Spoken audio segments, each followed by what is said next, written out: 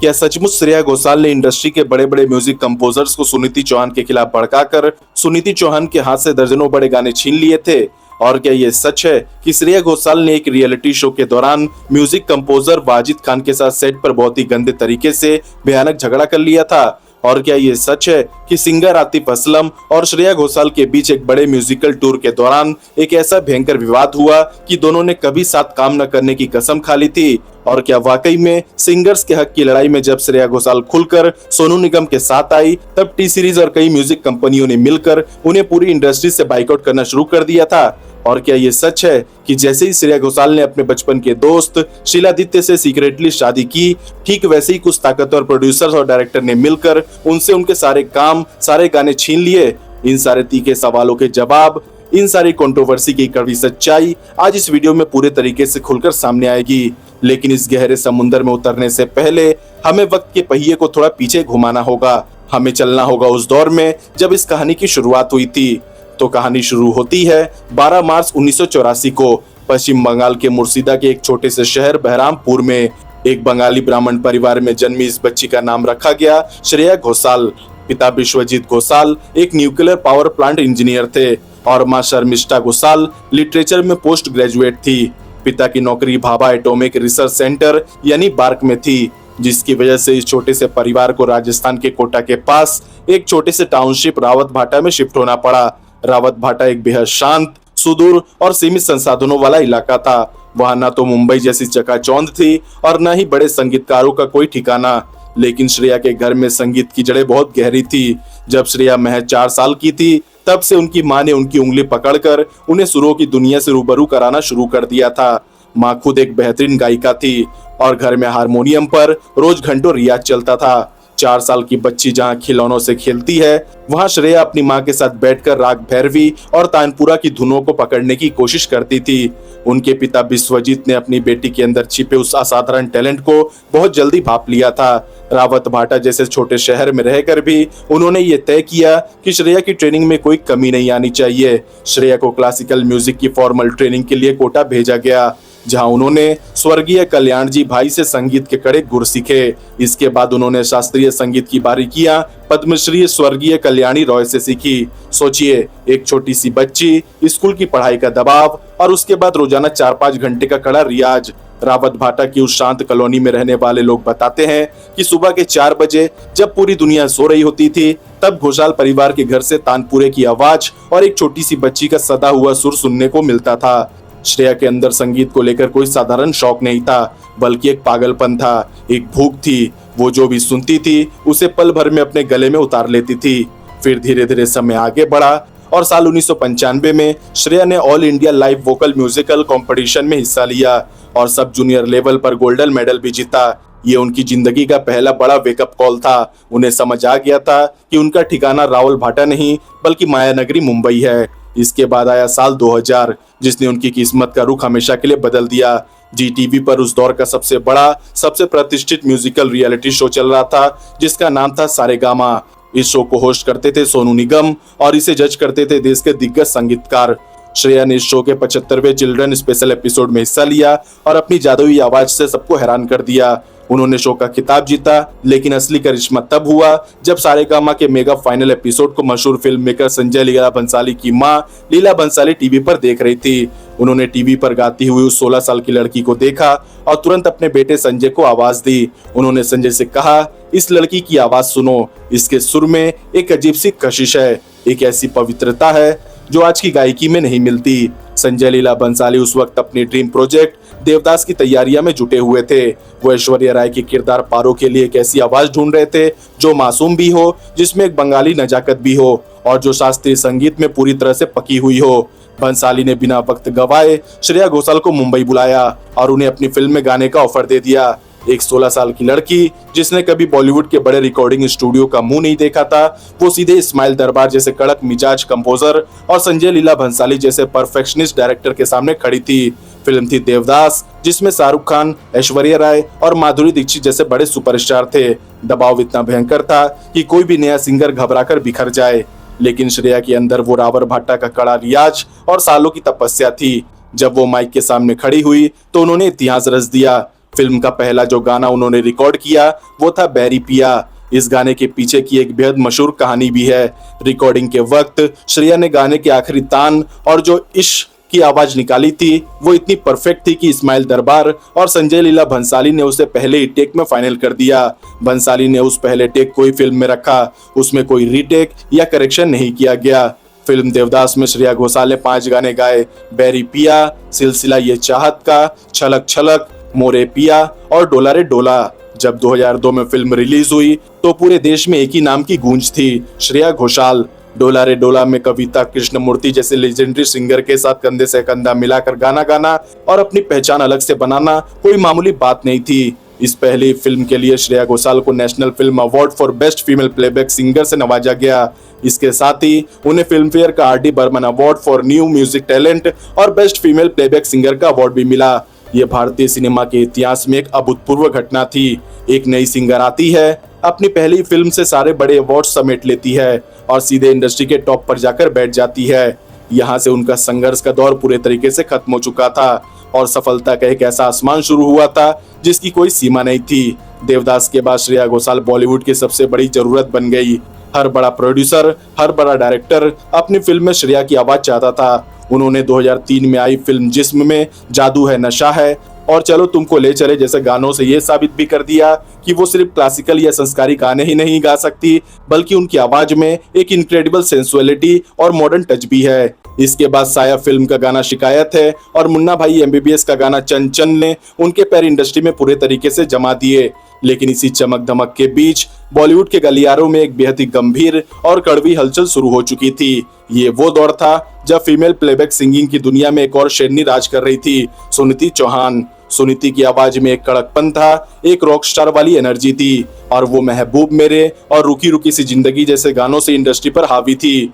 मगर industry insider और उस दौर की कुछ बड़ी मीडिया रिपोर्ट्स का दावा है कि श्रेया घोषाल के आने के बाद पर्दे के पीछे एक बेहद ही कैलकुलेटिव और सोची समझी बिसात बिछाई जाने लगी थी। आरोप ये लगे कि श्रेया घोषाल और उनके करीबियों ने मिलकर इंडस्ट्री के बड़े म्यूजिक डायरेक्टर्स जैसे कि MM किरवानी, प्रीतम और यहाँ तक कि खुद संजय लीला भंसाली के कैंप्स में अपनी ऐसी पैड बनाई कि सुनीति चौहान को मिलने वाले सारे मेलोडियस गाने और सॉफ्ट गाने धीरे धीरे पूरे तरीके से डाइवर्ट होकर श्रेया की झोली में गिरने लगे।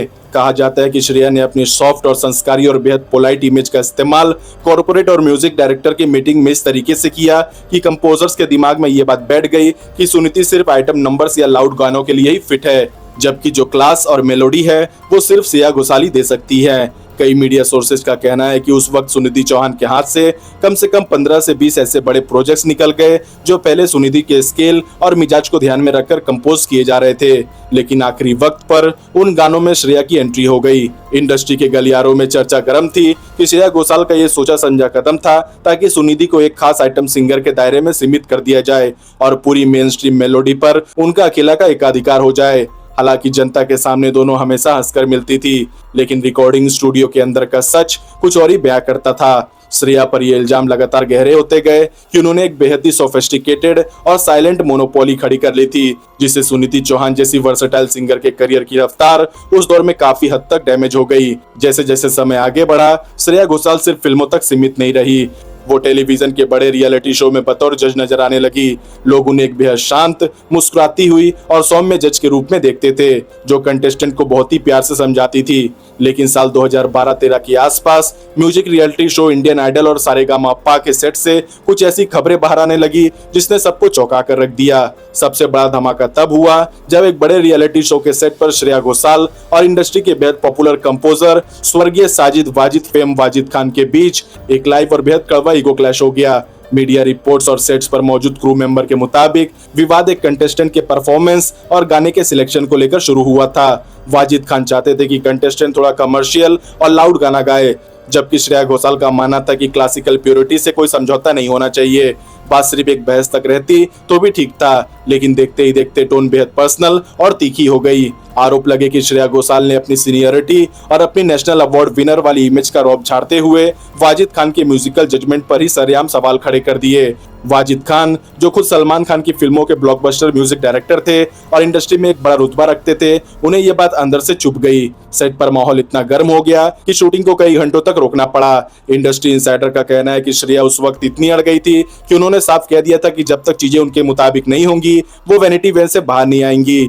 इस विवाद ने पूरी इंडस्ट्री को दो ग्रुप्स में बांट दिया था। एक तरफ वो लोग थे जो श्रेया की क्लासिकल अप्रोच का समर्थन कर रहे थे और दूसरी तरफ एक बड़ा कमर्शियल ग्रुप था जो वाजिद खान के साथ खड़ा था। इस घटना ने पहली बार श्रेया घोषाल की उस परफेक्ट नो कंट्रोवर्सी वाली इमेज पर एक बहुत बड़ा डेंट लगाया था। लोगों को समझ आने लगा था कि स्क्रीन पर दिखने वाली शांत श्रेया असल में अपने काम और अपने फैसलों को लेकर कितनी ज्यादा अग्रेसिव और डोमिनेटिंग हो सकती है। फिर धीरे धीरे समय आगे बढ़ा और अब श्रेया घोषाल की पॉपुलैरिटी सिर्फ भारत तक सीमित नहीं थी। भारत पाकिस्तान के रिश्तों के उतार चढ़ाव के बीच उस दौर में पाकिस्तानी सिंगर का बॉलीवुड में एक अलग ही चार्म था। इसी चार्म के बीच साल 2012 के आसपास श्रेया घोषाल और पाकिस्तान के रॉकस्टार सिंगर आतिफ असलम को मिलाकर एक बहुत बड़ा इंटरनेशनल म्यूजिकल टूर प्लान किया गया, जो यूके, यूएस और दुबई जैसे बड़े देशों में होना था।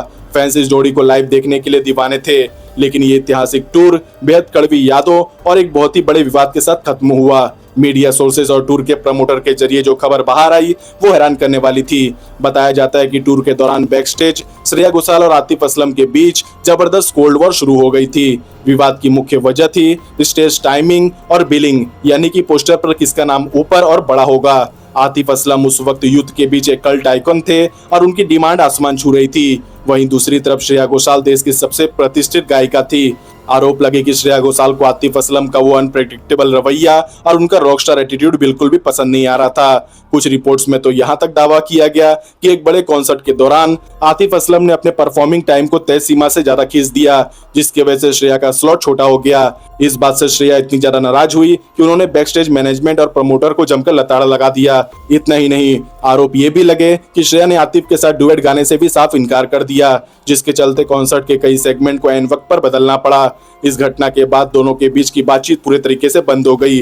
प्रमोटर्स को करोड़ों का नुकसान झेलना पड़ा, क्योंकि जो केमिस्ट्री स्टेज पर दिखनी चाहिए थी वो पूरे तरीके से गायब थी। इस विवाद ने इंटरनेशनल मीडिया में काफी सुर्खियां बटोरी और श्रेया घोषाल पर यह आरोप लगा कि वो अपने को आर्टिस्ट के स्टारडम और स्पेस को लेकर बेहद इनसिक्योर हो जाती हैं। लेकिन श्रेया की जिंदगी का सबसे बड़ा तूफान आना अभी बाकी था। ये एक ऐसा विवाद था जिसने उनके हंसते खेलते और सफल करियर की नींव को हिलाकर रख दिया था। ये बात है साल 2013-14 की। बॉलीवुड म्यूजिक इंडस्ट्री में एक बहुत ही बड़ी जंग छिड़ी हुई थी। ये जंग थी कॉपीराइट एक्ट और सिंगर्स रॉयल्टी को लेकर। सोनू निगम इस पूरी मुहिम के लीडर बनकर उभरे थे। उनका कहना था कि फिल्मों के गानों से होने वाली लाइफ टाइम कमाई का एक हिस्सा उन सिंगर्स को भी मिलना चाहिए जिन्होंने उस गाने को अपनी आवाज दी है, न कि सारा का सारा पैसा म्यूजिक लेबल्स की तिजोरी में जाना चाहिए। टी सीरीज जैसी दिग्गज म्यूजिक कंपनी इस रॉयल्टी क्लॉज के सख्त खिलाफ थी। उनका कहना था कि हम सिंगर्स को उनकी फीस दे देते हैं, इसलिए गाने का पूरा हक हमारा है। इस भयंकर जंग में पूरी इंडस्ट्री सहमी हुई थी।